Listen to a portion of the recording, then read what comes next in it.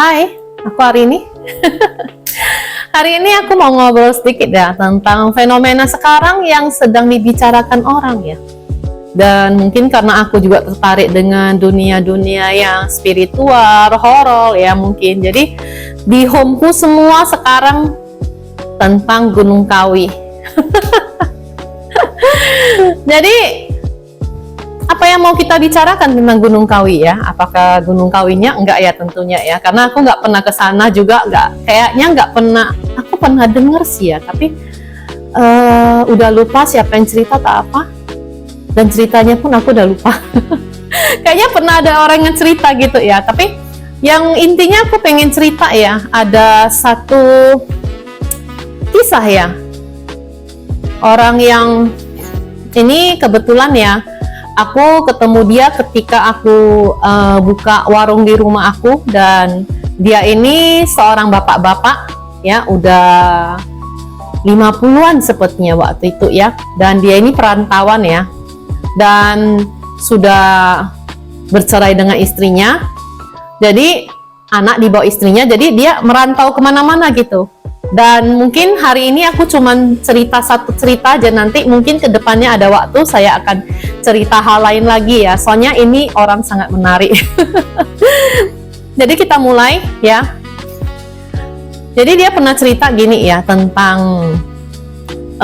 seperti apa sih nama sekarang, persunggihan ya. Oke ya, Steve ya. Jadi kita melihat persunggihan ini dengan cara yang berbeda ya, dengan sudut pandang yang berbeda ya, dan aku juga pengen tahu teman-teman, menurut teman-teman ini setelah cerita ini selesai, kalian komentar di bawah ya, pendapat kalian tentang cerita ini bagaimana ya. Mari kita mulai ceritanya. Jadi menurut cerita bapak ini kan, karena dia itu kan perantauan kemana-mana gitu ya kan, katanya dia punya satu temannya ini pengusaha ya, tapi nggak diceritain siapa gitu, cuman temennya ini pengusaha, dan kebetulan ada masalah jadi bangkrut ya, hutangnya gede banget di mana-mana, saking stresnya dia mencari persunggihan gitu katanya. Jadi persunggihan yang dia ceritain itu katanya di Gunung Monyet, aku nggak tahu di mana persisnya ya kan, katanya di Gunung Monyet, dan katanya kalau di Gunung Monyet ini kebetulan temennya ini cerita dia sendiri yang jadi tumbalnya. Jadi waktu itu setelah nggak diceritain ya awal-awalnya gimana, enggak, cuman intinya aja. Ternyata setelah itu dia berhasil ya. Jadi setelah berhasil, tumbalnya kan diri dia sendiri gitu ya kan. Jadi ketika dia melakukan ini, dia udah mendapatkan izin dari istrinya sama anak-anaknya gitu, karena dia bilang kalau sepertinya dia itu mengorbankan dirinya gitu daripada nanti keluarganya kacau balau, dia udah nggak tahan kan ya, daripada orang yang bundir misalnya ya, sorry ya, daripada bundir ya kan, itu lebih tidak bertanggung jawab ya terhadap keluarga yang ditinggalkan misalnya ya. Tapi ini betul-betul aku tidak menyarankan, cuman mungkin kita bisa melihatnya dengan pandangan yang berbeda ya. Jadi dia mengorbankan dirinya ya kan, dan kebetulan ritual dia itu berhasil. Jadi hutangnya semua lunas, keluarganya aman, semuanya aman ya, udah masalahnya selesai. Jadi dia siap-siap lah ya kan. Tidak diceritain juga setelah itu dia kenapa bisa meninggal gitu, tahu-tahu dia udah ceritain waktu dia meninggal itu kan, mereka ada lihat muka dia itu di peti mati gitu ya. Jadi di peti matinya itu mukanya itu betul-betul udah kayak monyet gitu. Jadi kayak bukan agak apa, udah mirip monyet gitulah, berbulu apa semua ya kan. Dan diceritain terakhir kan, setelah selesai semua, istrinya itu karena kan dia itu seperti berterima kasih lah sama suaminya ini ya, karena pun mereka itu waktu itu mungkin ya, karena tidak ada jalan keluar lain. Sebetulnya jalan keluar itu tetap ada ya teman, mungkin waktu itu dia udah nggak tahu mau gimana ya, tapi ini ya Nanti di akhir cerita aku apakan ya. Istrinya ini entah ada hari-hari tertentu dia akan mengunjungi suaminya yang di Gunung Monyet ini. Jadi ketika dia kunjungi gitu, entah kasih makan atau apa gitu kan, nanti ada satu monyet aja yang datang menghampiri gitu. Nah, itulah suami dia. Jadi kalau menurut bapak perantauan ini ya, kalau di situ kita misalnya persunggihan, jadi yang tumbalnya siapa, ya kan? Dia itu berarti mengalami kehidupan setelah dia meninggal itu kan jadi monyet dulu di sana. Setelah entah berapa tahun ya nggak tahu. Nanti kalau udah meninggal baru menjalani yang apalah setelahnya gitulah. Kan menurut bapak ini ya. Aku cuman mendengarkannya ya saja. Oke. Jadi intinya apa ya? Pertama aku pengen minta pendapat kalian dulu, nanti kalau ada baru kita bahas lagi di video mendatang. Tapi kalau tidak ada ya udah berarti selesai ya. Tapi kalau dalam opini aku ya, karena aku juga sampai umur 40-an begini ya, aku banyak masalah juga, jatuh bangun gitu ya. Tapi yang paling utama aku bisa kasih tidak menggurui ya, tapi ini dari diriku sendiri, cara aku mengatasi semua hal yang terjadi padaku ya. Mungkin nanti ada waktu aku menceritakannya juga di next video ya, kalau ada waktu ya. Jadi pertama ya, kalian itu punya kepercayaan apa? Satu dulu ya, dan kalian harus tahu bahwa sebetulnya kita itu sangat disayangi ya oleh semesta ini. Dan kita ini ya datang ke dunia ini, sebetulnya kita udah deal sama apa yang akan kita alami ya. Jadi memang kita itu sebetulnya untuk yang manusia-manusia biasa ini, makhluk-makhluk biasa ini, kalau meninggal kita gak ada pilihan sih, langsung terlahir begitu aja sesuai dengan karma ya. Tapi ingat, yang pertama yang terjadi ketika waktu kita terlahir ya, biasanya itu tergantung dengan pikiran kita gitu. Jadi waktu meninggal itu, apa yang kita pikirkan selama itu biasanya kita menjadi itu gitu. Jadi kenapa ya saya itu suka membahas masalah-masalah pelepasan gitu ya. Jadi ketika kita itu belajar untuk melepas, ketika kita itu belajar untuk rilis semua, ibarat mengikhlaskan semua hal yang terjadi pada kita, apapun itu, mau baik ataupun buruk, kita ikhlaskan semua. Jadi kita tidak melekat dengan apapun. Itu pada waktu hari terakhir kita itu sangat berguna ya, karena sewaktu mau meninggal ini katanya kita seperti memikirkan kembali poin-poin yang paling seperti apa ya, yang paling kayak mengesankan ya mungkin ya. Tapi kalau menurut aku ya, biasanya kalau seperti itu, biasanya memang pikiran itu memang seperti itu gitu. Jadi aku bisa sharing ya, pikiran itu memang seperti itu, dan pikiran itu bisa dilepas ya. Jadi misalnya ya, ini ada satu cerita ya, ada satu cerita ketika bertemu dengan iblis ya. Aku pernah bertemu iblis ya kan, nanti aku ceritain kisahnya. Tapi satu hal yang aku bisa kasih tahu, kalau iblis itu kan mempengaruhi dari pikiran ya kan. Jadi ketika kita itu bisa belajar melepas ya, mau 100 iblis pun yang mempengaruhi pikiran kita, begitu kita sadari karena pikiran ini bukan kita, jadi dia bisa datang begitu saja gitu. Walaupun kita tidak memikirkan, dia tetap lewat-lewat aja seperti awan yang di atas langit gitu. Apapun itu, mau awan putih, awan hitam, ataupun gimana gitu ya kan, pikiran buruk ataupun baik, dia tetap bisa datang gitu loh. Jadi kita sebagai makhluk yang penuh kesadaran ya, kita harus sadari pikiran itu bukan kita ya, satu hal. Jadi semua itu bisa lepas. apapun itu. Dan kalian kalau mau belajar melepas ya, aku rasa di video-video aku yang sebelumnya dan akan mendatang mungkin kita banyak di sesi releasingnya, tetap ada di sesi releasingnya, tapi di video ini enggak, karena ini kan kita cerita ya, cerita pengalamanku gitu yang pernah aku tahu, mungkin relate dengan kalian gitu ya. Jadi apapun kepercayaan kalian, kalian harus percaya kalian itu sangat diberkahi oleh semesta.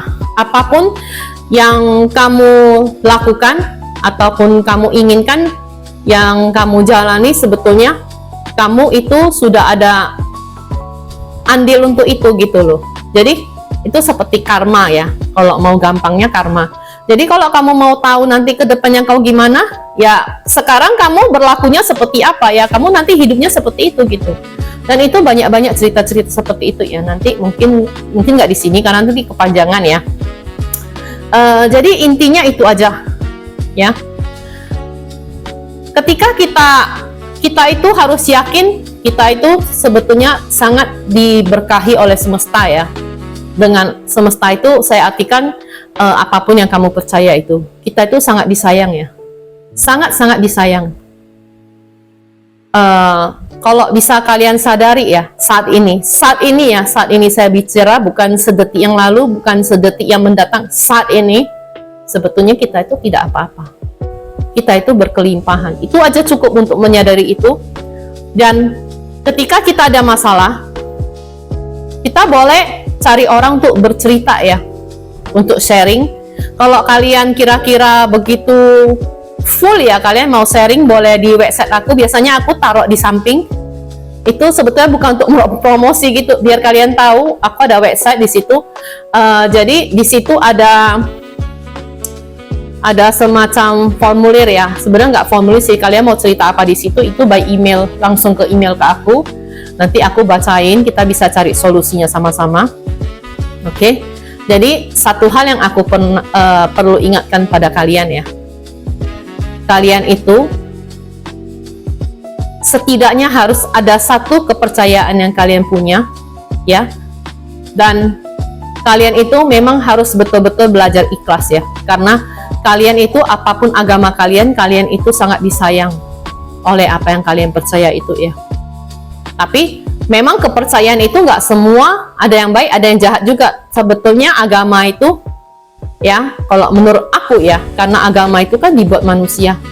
Jadi tergantung diri kalian sendiri gitu, pemahamannya gimana gitu. Kalau aku sampai sekarang masih searching ya, masih mencari hal-hal gitu. Memang aku orangnya suka belajar gitu. Jadi tentang bicara dengan belajar, jadi aku sekarang ada seperti toko ibu ya.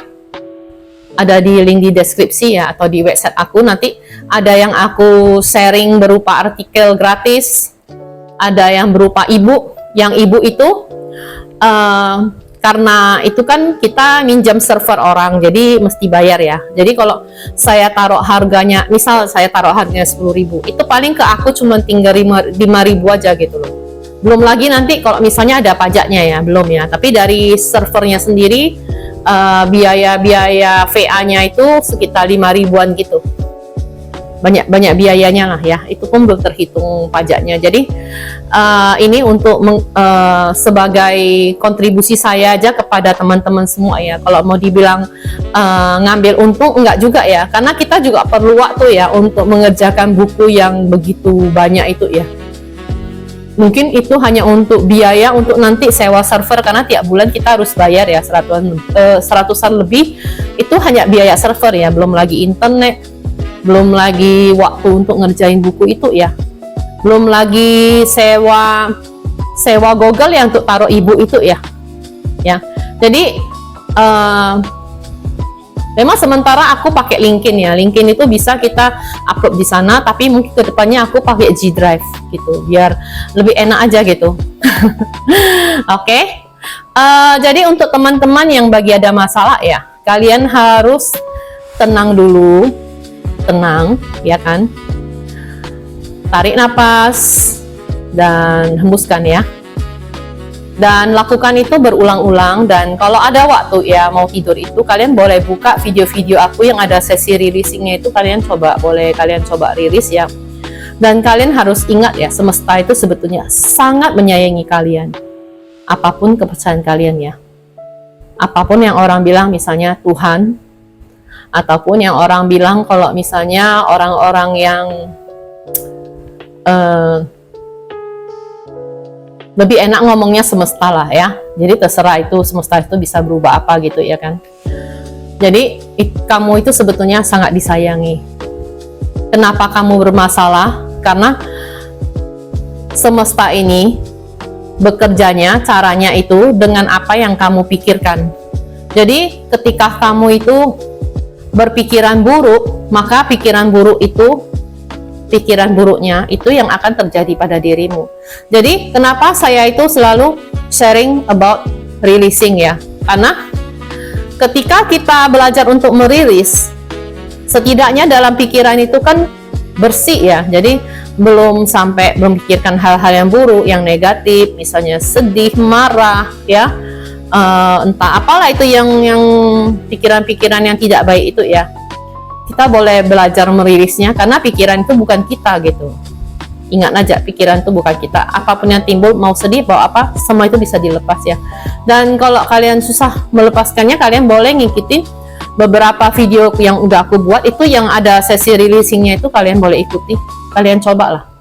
Karena aku juga belajar seperti itu juga. Itu adalah cara aku menangani emosiku sendiri. Dan ketika aku tidak bilang kalau aku udah ahli ya, tapi tidak, sekarang ini aku lebih baik daripada aku yang semalam misalnya, dan semalam-semalamnya lagi.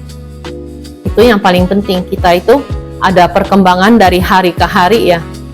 Walaupun kita itu bukan seperti yang gimana-gimana gitu, setidaknya kita itu hari ini lebih baik dari semalam. Gitu aja terpenting ya. Jadi cuman itu aja. Jika ada yang ingin kalian bicarakan apa, kalian boleh komentar ya. Tapi mungkin karena kita hanya ada waktu Senin, Rabu, dan yang Jumat itu biasanya aku main Clash of Clans ya. Kali ini saya masukkan kembali karena saya nggak sempet ngurus 2 channel ya.